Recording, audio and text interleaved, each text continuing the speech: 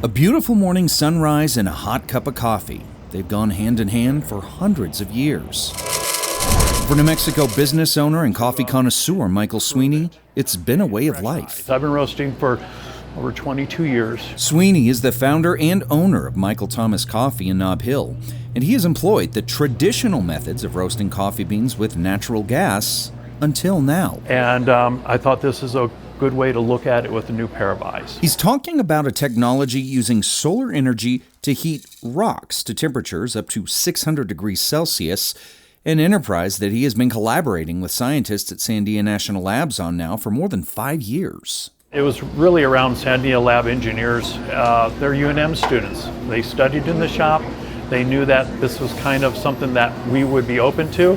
Sweeney has always been a steward of his community, and when the opportunity to find a new and potentially cleaner way to roast came around, he jumped at the chance. We tested all last year over and over again, and we went from a test to concept to actually testing really successfully, and we got really excited. And we call it rock or dirt batteries. We want to use electric resistive heating from the solar panels to heat up a bed of rocks. That same electrical resistive heating, or at least similar to what you'd find on an electric range stove. Dr. Kenneth Armijo at Sandia National Labs has had a keen interest in bringing his research on photovoltaics, or solar energy, into the food and beverage industry, due in part to his heritage growing up on an organic farm in New Mexico. Armijo and Sweeney would spend hours conducting tests using this small roaster at Sandia's National Solar Thermal Test Facility.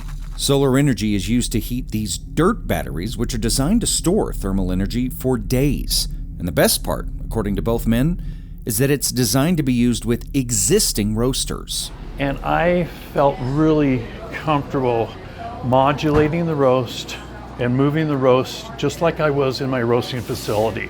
The endeavor is funded by New Mexico's Technology Readiness Gross Receipts Initiative, or TRIGGER. The TRIGGER program has been so successful at really getting the technology and the gold out of the national labs to small businesses to flourish economically.